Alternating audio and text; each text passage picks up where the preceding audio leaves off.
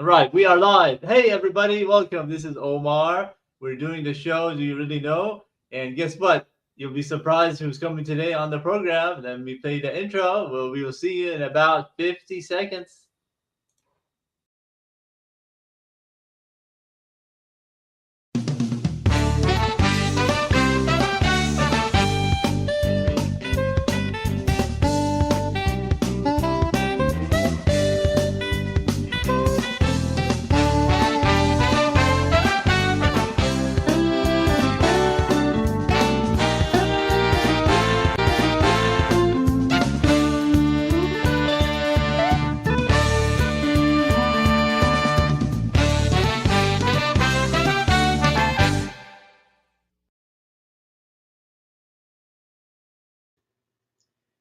Show number 23. Stanley Green.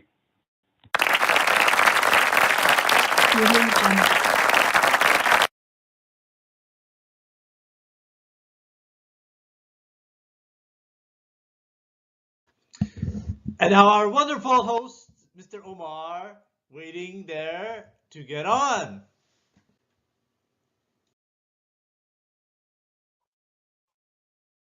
All right, let's go ahead and bring in our wonderful Mr. Green, the founder of Think Power. Let's bring him on. Sir, good morning, good afternoon. How are you today? I'm doing fantastic, or as one of my clients says, living the dream. Omar, I'm living the dream. I like that. I have a friend of mine, every time I ask him, how is you doing? He says, living the dream. I like that. So I use that often.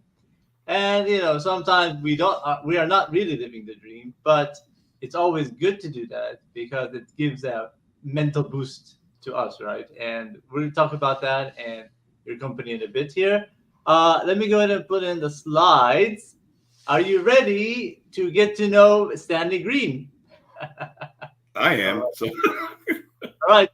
Do you know yourself? Let's applaud.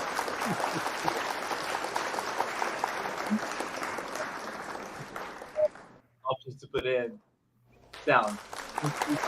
Can you hear that? Awesome, awesome. All right, let's go with question one. Here we go. Okay. Where were you raised and how was it? yeah, so I was raised in Philadelphia, Pennsylvania, in different parts of Philadelphia. First, West Philadelphia, called Mantua, North Philadelphia, and then in the Germantown, West Oak Lane section of Philadelphia. And it was great because we had nothing to compare it to. I mean, when you watch television and you'd watch some of the shows and you see people in these suburban homes and so forth, so you could go, well, wow, I wish I lived there. But where we were, we had a good time. We had some challenges. There were certain neighborhoods, there were gangs. I moved to a neighborhood in West Oak Lane. We were the first African American family on the block, and within 24 months, it was everybody else looked like us, so it was really interesting to see these kinds of things occur as we grew up. So but it was a great experience. That's awesome. That's great. That was the 50s and the 60s. Which time period would you say? 60s, 70s. So Got it. I was born in mid That's 50s. So in the 60s, of course, you had as a youngster John F. Kennedy assassination. We had Martin Luther King in 68. I was about 12 years old. Bobby Kennedy, really the civil rights movement. So a really interesting time. The Vietnam War, crazy time. That's awesome. I'd like to say a good friend of mine, Melissa. Unfortunately, her name isn't showing up, but she's showing on the chat. Melissa is a good friend who's in Vegas, and we did a lot of work together in terms of the Jeopardy show that I do and helping out in the clue writing and stuff. And she does a lot of things with Kudos, Matt Allen. So thank you for being here. It's, I think, the same time zone. All right, let's go to the next question. Mr. Green, you passed that one. Let's go to the next one. Okay. Here we go. Okay. What college did you attend and why? Yes, I attended the University of Pennsylvania. Okay. And one of the main reasons was that I qualified to attend. I can recall in middle school where at the end, I did well, but not well enough to get into the best public school and the most highly rated public school in the city. Was called Central High, and so they told me, at the end of the year, hey, you fell a couple of points short of getting into the best public school in the city. And I thought, well, why didn't you tell me earlier so that I could have worked on things Right, right. to get there? And from that point, I wanted to make sure that my grades were the best that they could be, just to have a backup. Because one of the things that I did in middle school was I played basketball, and I developed a love for the game. And so by the time I was a junior in high school, I was starting on the varsity basketball team, and one that had a 7-foot person, 6'9", 6'8", and we got a lot of attention. And I got attention from schools like Temple University, Davidson, where Steph Curry played, Yale in the Ivy League, and then the University of Pennsylvania, which not only was tough to get into from a grade standpoint, and academic standpoint, but had one of the best basketball programs in the country, and certainly the best in the Ivy League. So I attended because, number one, academically, it was one of the best in the world and still is. And then from an athletic standpoint, I was playing for one of the best coaches, Chuck Daly, who became a Hall of Fame NBA coach, and one of the best teams. We actually got to the Sweet 16 in March Madness. And then the following year, the team went to the Final Four. So it was great on both fronts.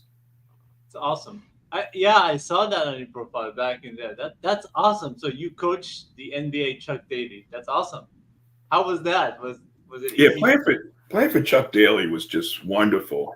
Yeah. And little did I know how great he was. Of course, once he left us to go to the NBA as an assistant coach for the 76ers, and then, of course, his legendary career with the Detroit Pistons with Dennis Rodman and Isaiah Thomas. And then, of course, he coached the first Dream Team with Magic Johnson and Larry Bird and Michael Jordan and Charles Barkley. And to see him go on to do that, I knew then, before all of that, I had a great coach who inspired me to do things, to do really good things. But then when I saw him after he left us, it was just amazing. In fact, in the next week or two, the NBA will be awarding the Lifetime Achievement Award. It's called the Chuck Daly Lifetime Achievement Award to a deserving former coach or player. That's awesome. Yeah, I mean, when I think about basketball, I grew up in Arkansas, and so I always remember the Razorbacks and their African American coach. And so growing up watching that with my dad, we were more of a tennis family. So we played tennis. So we watched both of those, basketball and tennis. Now more of like soccer, football, I guess. I'm Right. in your background, so we watched that. But growing up in Arkansas, I remember watching basketball. We were into that. It was amazing. And then now watching the Phoenix Suns, and yeah, it's such an interesting sport. I'm more of a trivia person, so I love statistics and I love numbers and I love math. So watching Sure. those winning, it's amazing. Like, Yeah. Well, one statistical figure is in the March Madness, the year after I graduated in 1979. That team went to the Final Four with Magic and Larry Bird. And one of our players, the star player for that team, actually scored more points in that tournament than Larry Bird and Magic Johnson. So, wow. by the way, this is the ring that they gave us a few years ago for our appearance in March Madness. It has my name on the side, and our record, we were ranked actually number 20 in the country. So it was really a cool experience. That's awesome. That's great. All right. And Melissa's here. March Madness is so cool. Math as a sport. All right. Thank you for coming on. There's also Mohammed, a new friend. I've never met him, but thank you for coming in here. Awesome. We always love seeing people. Okay. I think we're ready for the next one. You get an A++ on that one. Let's go to the next one. Okay. Thank you. All right.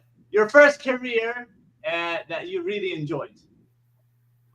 I enjoyed every single career and element of my career. I started out when I left the phone company because I was a generalist. I came out of the liberal arts program and the telephone company, which is now Verizon. It was all part of AT&T at the time.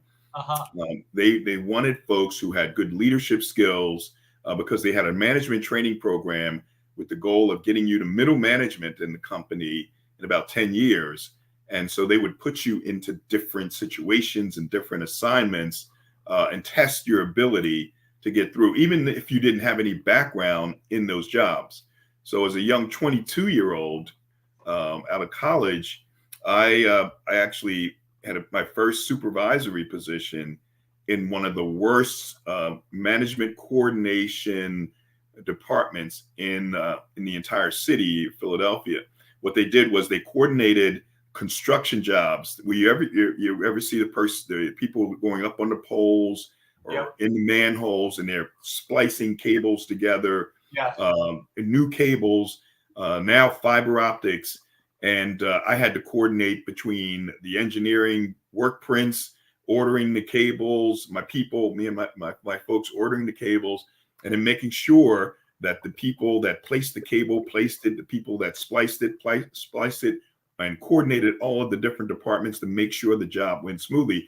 In the past, prior to me getting there, it was a mess. And wow. as a 22-year-old, we got it straightened out in 9 months. I moved on to supervise as a 23-year-old the construction folks. I had no knowledge of construction. Wow. Yet the people in the manholes or up in the poles with their hard hats on the bucket trucks, I supervised 10 of them going back now 44 years ago. Oh, wow. So it was an amazing experience. And I went on to be an engineer, customer service. And then I put all of those skills together when I moved from the telephone company to the cable TV industry. And I had all of those departments under one roof. Again, a struggling company. And we took it to from number 11 out of 13 of those companies to number 2 in a year and a half. And all of it was because of what we did with their minds. And it fast forwards me to where I am today. Everything was related to what I do today with power thinking. So I enjoyed all of them careers because it led me to what I do today, which tops them all. And that is focusing on helping people realize their full potential. That's great. That's awesome. That how you went in and you did all those careers, all those jobs, and doing the construction part of it. Now you mentioned engineering. Like, did you actually physically get a degree in that, or it was more of that construction part of it? No, I had a degree in urban studies. Yeah. And so what it shows is that regardless of what you study in a 4-year period or a 6-year period, we have the ability to absorb information and to learn and to grow. So even though I didn't have a 4-year degree, I did have background in telephone company engineering. They sent me to an 8-week course called Applied Communications Fundamentals, and I learned all about electricity, how these cables facilitated voice communication, and the types of cables like coaxial cable that facilitated video communication. I mean, it was very, very sophisticated. And I found myself, designing replacements of cables and poles and underground facilities. So, I mean, we can do anything. Amazing. Again, We can, yeah, that's right. Because you get your degree, and I did my civil engineering degree. That's what I studied. And you work in the field for a bit, and that's what I did. Then it didn't work out for me. So I was teaching for a bit, and having that degree, you didn't really need to go back. As long as you had your core credits, I was able to teach math, and which I loved. And then I went into IT, which I do now. I've been there 4 years now, and I love it. And so it depends where you get into. And people say, "Oh, you have your engineering." No, you got to do what you love. You can't do what people say, And so that's where, it's amazing what you can do and what you get into, because I went through many careers. Finally, I'm happy where I'm at. And it took me years. I'll be 40 this year, but I graduated when I was like 24 or 25 from college. And I had many four or five jobs in between. And now it's like Yes, you never know when that's gonna happen. exactly. Exactly. We just have to have confidence in ourselves that no matter what it is that somebody throws at us, we have the ability to do it. The question is, do we believe it? Exactly. With that, does Mr. Green work out? If you're talking physically, not as much as I should. It's probably like most people in the world. There may be some things that we do from time to time. So, Yeah. I have an elliptical right next door Yeah. to me, Uh, and I use that from time to time. Again, not consistently enough, but fortunately, one of the things that everybody's encouraged to do is to walk. If you do nothing else, if you walk and get those 6,000, at least 6,000 steps in, it's a workout. Not it is. intense, but it's a workout. It So is. we got a dog. My wife's sister, my sister-in-law, Yeah. she had a dog, and my wife wanted one for a couple of years now. After we lost our last one, and we were at her birthday, my sister-in-law's birthday party last Saturday, and it turned out that because she can't get around as well, that she wanted another home for her dog Chaya, and it's a Yorkie, and we picked her up. And in the past week, I've averaged my 6,000 steps just from walking Chaya, so I got that in. Then I went out to the Y on Tuesday and Thursday, and I actually played basketball with some college basketball players, and I'm twice their age. So I think I'm getting back on track. Amazing. That's amazing. Yeah, that's awesome. Interesting you mentioned, the walking, because I did that before, but then I got a bike. And so every time I challenge myself, I'll do a mile, and then I did a mile and a half, and then I measured it using Google Maps of the path I went. And I was like, I want to go a different path, because going the same path can be boring, but it's always good to challenge yourself and look at different things. What you see the ducks or whatever you see. And 7 a.m., you're like, oh, it's empty. Nobody's out. Guess what? The 5-year-olds are out. 10-year-olds are out. Kids, families. I'm like 7 a.m. and I'm in Phoenix. Phoenix is hot. So yesterday was hot at 7 a.m. The sun is up at 5:30 or something like that, or 5:20. Sure. And it was warm, starting to be warm by 7 a.m. But people were out. That's the best time. Dogs and everything. So yeah, I mean, I might be going up at 6 a.m. now instead of at 7, but. Well, thanks, Omar. My bike's in the garage. You've inspired me. I used to ride it a lot. Today I'm riding my bike. So. Yeah, awesome. That's awesome. Perfect. All right, next question. Okay, what is your favorite dessert? Wow, favorite dessert. Not to be converted with desert, because it has one S. Right. Well, it used to be pineapple upside down cake that my mother made, and so unfortunately, her recipe died. I mean, a lot of people make it, but they don't make it like my mother did. And that was my favorite. So now, because no one can make that the way she made it, it is, New York style cheesesteak with strawberries. Wow. Yeah. That's beautiful. I love that. I like anything in pistachio. Anything with pistachios. Oh, okay. Cake, whatever, and it's beautiful. So I definitely tried that one time. So what was it called? It was called the New York style cheesesteak, cheesecake. I'm sorry, cheesecake. The one your mom made. What was it called? Pineapple upside down cake. Pineapple upside down. Oh, I'll search for that. I'm sure there's somebody who makes it somewhere. Yeah. Perfect. Okay, next question. Best book you ever read? I'm sure you're a reader. Yeah. One very simplistic book, but very powerful. And it's Think and Grow Rich. Yeah. I remember my younger brother, he listened to the tapes, and he, back in the days of the Walkman, he had cassette in, and I asked, what are you listening to? And he said, Think and Grow Rich. I said, and I was, with the telephone company at the time. And I go, whoa, wait a minute. How can you think and grow rich? This doesn't even make any sense. And of course, I have my company now, Power Thinking, right? So, and when I read the book, I got the book and I read the book. I said, wow, this is very powerful. And that became part of the foundation for what I do today. is that whatever the mind can conceive, and then absolutely believe, it can achieve. So I do what I do today because I came across a company that had the intellectual property rights to material that came out of Penn's Positive Psychology Center. I really thought that I could take that to another level and help a lot of people. And I believed in that, and that's what we're doing.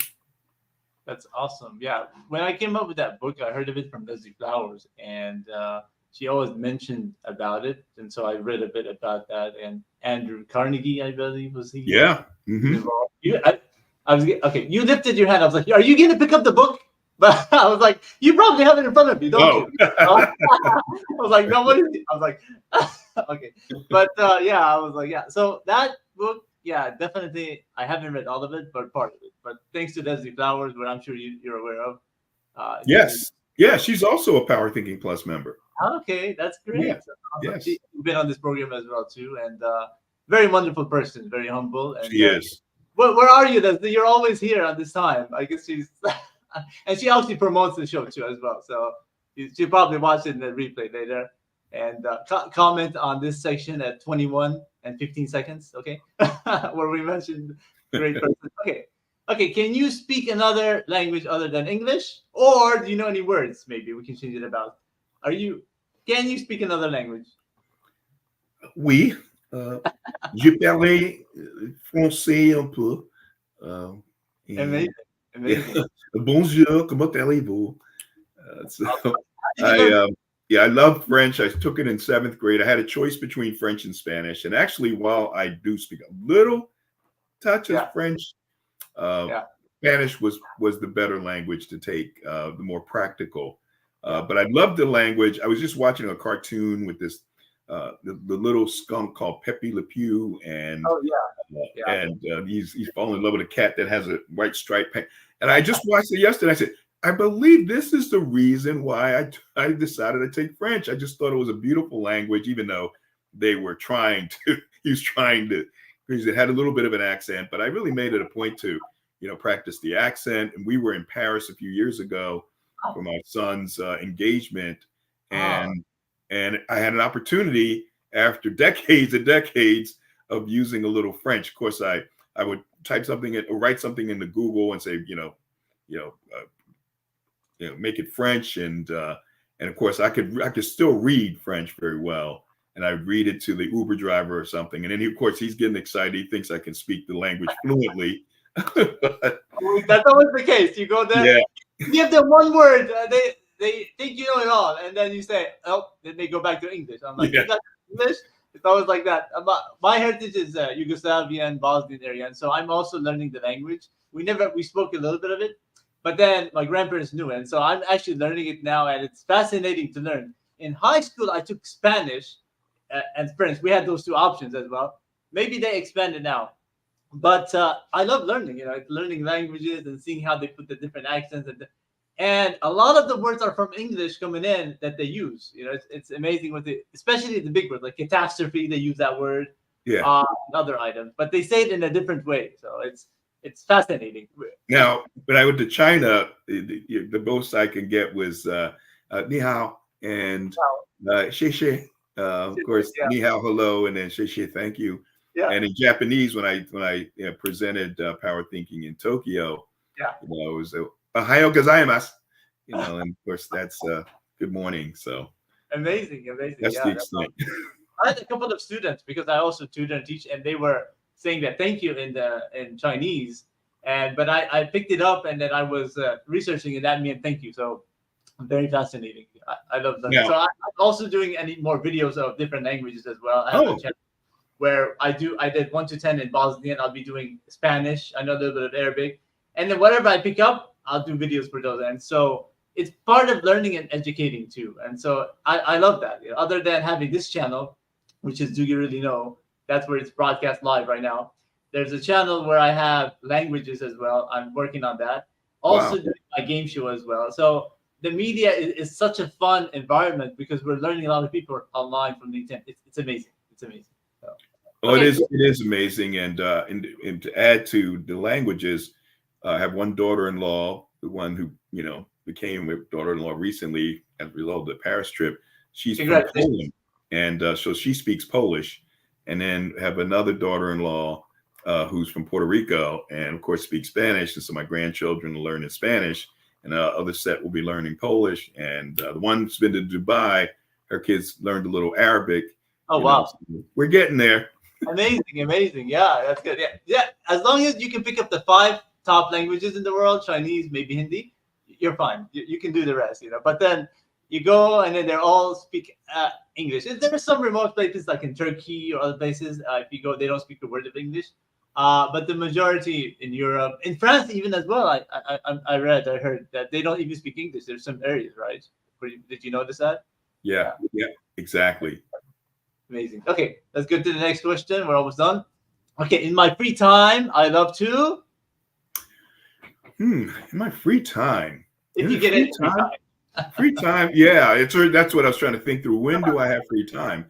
But actually, that time, the great thing about running Power Thinking is that I could do it from anywhere. And this is what I envisioned going back decades ago, that I wanted to work from anywhere. I wanted to help people. I wanted to leverage the technology that I saw coming. And that's what I'm doing. So it allows me to have time. And that time we spend, in fact, a good part of May, we were with our grandchildren. So the one set in Michigan, I spent in Michigan, and on the way out, I did my, we stopped in Pittsburgh, and I did my 9:30 session, Power Thinking session.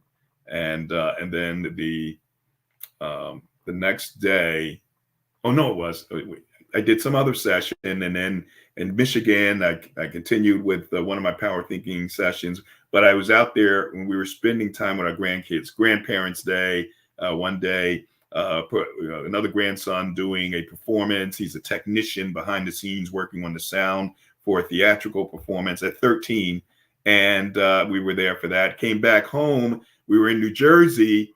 It was only home for a couple of days, and then in New Jersey for a few days with the other set of grandchildren, the 2-year-old granddaughter and 2-month-old granddaughter. So it is spending that time with family, and in particular, our grandchildren. Amazing. Yeah. I mean, a lot of people, when they say, what's the best time? It's always with family. Yesterday, I was working and then came back, had to spend time and see the baby. I have a nephew who's over a year old. So just seeing him is amazing. When he's out to walk, he'll walk 4 steps, 5 steps, and fall down. Just, kids are so amazing. They put a smile on your face. They do a lot of. He was actually, I'll tell you a funny thing. He had a breadstick on, right? So we had pizza last night. He ate, and then he stuck it out for me to bite. And so I took a little bite, then he took it to bite, then he took it to, he's like, back. So he's learning to share. That's That is so amazing, isn't it? Family is just, especially when you have children that age, it's one thing. You're just panicking and making sure, you just want to make sure everything is okay. They don't get hurt. But when you have grandchildren or nieces and nephews, you can just enjoy them and watch them grow and develop. It is an amazing experience. And for those that think that there are other things that are more important, they're actually missing out. Oh, you're absolutely right. I mean, work is work, and the really thing that matters is family, because it really is a mental boost, mental break, and makes you feel good. Definitely amazing. So who's Nancy Anderson? Is that somebody that you're aware of? Nancy is one of our Power Thinking Plus members, one of our newest members. Hi, Nancy. Let me. Well, she's watching it, but I guess she's able to see the stream. Send me the link to the stream. Well, you're on there, Nancy. I'll email it to you later or something. And there she is. We've been looking for Leslie. you. Where are you Leslie, been? we had Nancy. We got Leslie. We talked about Leslie when we talked about Think and Grow Rich. we need some music for you. Let me see. What would be appropriate? How about some rock music? There you go. This is for you, Leslie. We've been waiting for you. There's another comment from Leslie. She said, Oh, she's been watching Basketball Pro, huh? Oh, she knows about you.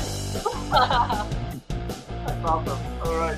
Fine. I'm glad. Now we really have a show. Okay. Let me see if I can get rid of this again. Yep. Okay. And I think we have two more questions. Okay, this one is a question I ask everybody. For Leslie, we needed some Simon and Garfunkel, right, Leslie? Oh yeah, exactly. Well, she was in a band. Did you know that? And in the '60s, Leslie was in a I band. didn't know that. See? Yeah, Wow. when I was on the show, she told me she was in a band and she was actually involved with a lot of famous celebrities. Yeah, so I'll send you the link of the show when she was on. And I Cool. don't remember who the actors were. She was involved, people from the '60s, and there was a couple of bands there. So Leslie, if you're watching, tell us the band you were involved with at the time in San Francisco, I believe. So she has that music in there. So she has a Oh, lot. She yeah. was an actress as well too. Well, I've done a few movies. I was in the Screen Actors Guild. Did some movies in the '80s with Robert Downey Jr. and one with Kim Cattrall, who was Sex in the City. We did a movie called Mannequin. Okay. And there was Pickup Artists, did a bunch of commercials and all that stuff. So. Oh wow! If you put the link there, it looks like Nancy was able to find it. Woohoo! And ACC fan. Well, I think we're gonna go, as you say, if you don't mind me using copyright, overtime. We're gonna go to overtime. I love it. So, you are a special person. We do have one more question after this. Yeah, one, you told me that if I'm interesting, we'll go overtime. So thank goodness I made it to overtime. You are excellent. you now moved up from the fifth position to the third position. Okay. But we might move you up to the first position if you pass the last two questions here on the final exam. So okay. All right. So if I would invent an item to help mankind, it would be what? And this question for everybody. The past 22 people who have sat in your seat have answered this question. What would you answer? And repeat the question there, Omar. If I would invent an item to help mankind, it would be, could be an idea, an item.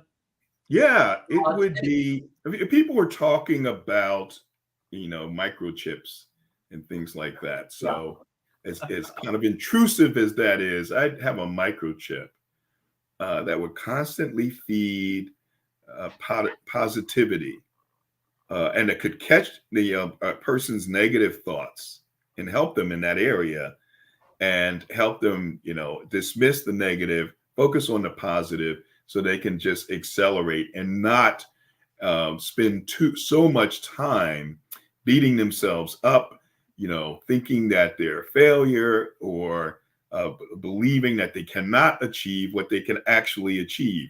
So the microchip, would catch it for them and say, hey, wait a minute. Nope, that's not true. Let's move forward. So what we do on a weekly basis with power thinking, that would be happening in real time with them. Oh, I love that. That's great. Yeah, because a lot of the times, even for me or anything, let's say something happens in work or a friend doesn't call you, you're like, what happened? If that chip was there to inform me, I agree. I love that. People understand. Yeah. So the friend that didn't call you, as opposed to you saying, hey, what did I do wrong? Or is he or she mad at me? It would say, Omar, relax. It's probably none of those things. Don't get upset. Just relax. And then you get the phone call. Hey, Omar, sorry, I was caught up in something. Say, oh, good. Exactly. Okay, Leslie's back. You are already doing the standard. You are the chip. I'm the chip. I love it. Thanks, Leslie. So she was asking for the 30-second clock, and that's because of the game show, I think, because of the Jeopardy that I do. So I should have posted that. The only sound I have here, unfortunately, is remember that game show? Must Be a Millionaire? It's funny. All right. All right. In fact, actually, next Sunday they're taping it in LA, so I'm hoping to get tickets to fly over there and attend a live taping of Who Wants to Be a Millionaire. I love business. Okay, last question. This is the question. Tell us about power thinking, how you started it, and we'll end it with this one. And give us your thoughts. We're all excited about it. So all of my experiences running different companies in different industries, of course, taking companies that were underperforming and making them better, but it was all about people and their thinking. That's where I focused. Whether it was the synthetic turf industry, the internet, the early internet in the early 2000s, in my public sector job, as director of the Bureau of Unclaimed Property and the deputy treasurer for Pennsylvania, the common thread was helping people and their thinking. So I came across a company that I really wanted to run, but they already had a CEO. It was a startup called Reflective Learning, and they wanted to change the world through this resilience, evidence-based resilience training courses. And a few years down the road, I bumped into one of the investors, and they poured a lot of money into this company, and they didn't get the traction they expected. And he asked me a question. He said, "Hey," because I asked him, "How's the company doing?" Because I love the company, I love the concept. And they said, "Nah, not too good. You want to buy it?" And I said, "Yes." And we formed right away by this company. And we did that, and we were very creative about how we were able to create a win-win deal. Their price, my terms. And I proceeded to try to sell the online courses that they had, 6-hour online courses, one for adults, one for kids, created by the professors that created this material. It just didn't get traction. And the vice president of Comcast University, their training arm, said to me one day, because I presented to them and his group, he said, "You do a better job than those folks in this video, in the training." And he said, "You should focus on doing it yourself." And from that point, I think that was like 2018, I started focusing on creating something that was instructor led, because people, needed that repetition. They needed someone to lead them, as opposed to going on their own to take an online course, because they would never finish the course and never develop these skills. And so we have these Wednesday calls. It's not as great as the chip, and thank you, Leslie, for the compliment. I am that microchip, because ideally we'd like to be in their head all the time, but once a week for 30 minutes, Wednesday, 7:30 a.m. to 8 a.m. Eastern time, and then 9:30 p.m. to 10 p.m. Eastern time is better than nothing. And then we do some things throughout the course of the week, as you probably noticed, with our power thinking boosts, to reinforce the material that we share with them. That's what I do. That's what I love. And from the feedback I'm getting, it's actually making a difference. That's great. When did you start actually doing that on LinkedIn? Let's go into when you in started. In 2011. So this is another piece. Wow. People expect that, wow, he started this and skyrocketed to success, where now people know about him and like what he does. Yeah. This was a process. We're talking over 10 years. Wow. Yeah. So I think we're getting to where we need to be. Some people would call it, when we really take off, man, that was an overnight success. Yeah. How about like 11, 12-year overnight success? Oh yeah, that's it. So folks, if you're watching, it does take time. Yeah, to take that. I mean, I started the game show in 2020, and now I have over 3,000 subscribers on the channel. But then every year I get more people who are interested in participating. First year I did 5 episodes. Season 4, I think I did 20 episodes with kids from all over the world. And so as you do it more and more, it's going to grow. In 10 years, you have 30,000 subscribers or followers on LinkedIn, right? Yes. Yeah. And I started LinkedIn in 2007, started aggressively building in about 2018. So things take time. It does. 2018. Okay. For Leslie, 16 years for her. Yeah. Amazing. So awesome. I appreciate you coming in. I did put in the link over here for people to follow you. That is the LinkedIn profile. They can put it in there. And also, and then you do your program every Wednesday. Is that right? Every Wednesday, 7:30 a.m. Eastern time, and then 9:30 p.m. Eastern time. This week, we focus on media and money. People really don't understand how their beliefs about money were actually formed by the media at a very early age. And so we're going to show an old vintage cartoon about these sneakers called PF Flyers that actually formed my view of PF Flyers. I thought they were the greatest sneakers. If I wear them, I could jump way high in the air. I could run faster than anybody, and all that was false. So were those the Airs, the NBA basketball? No, we're going way before your era. We're talking a sneaker called PF Flyers. Oh wow! That would be an interesting topic. Definitely, would love to. I promise the same thing. It's a black and white cartoon, 60-second commercial. Oh wow, that's amazing! Yeah, so yeah, that's awesome. So, do you do the two shows in the same theme in the morning at 7 a.m. and also same day? We do 7:30 p.m. So I'm sorry, 7:30 a.m. So we do a morning show. Yeah, and then we come back at night, 9:30 p.m. Eastern time for 30 minutes. That's the one I can always catch because the other one I'll be sleeping for in the morning. So,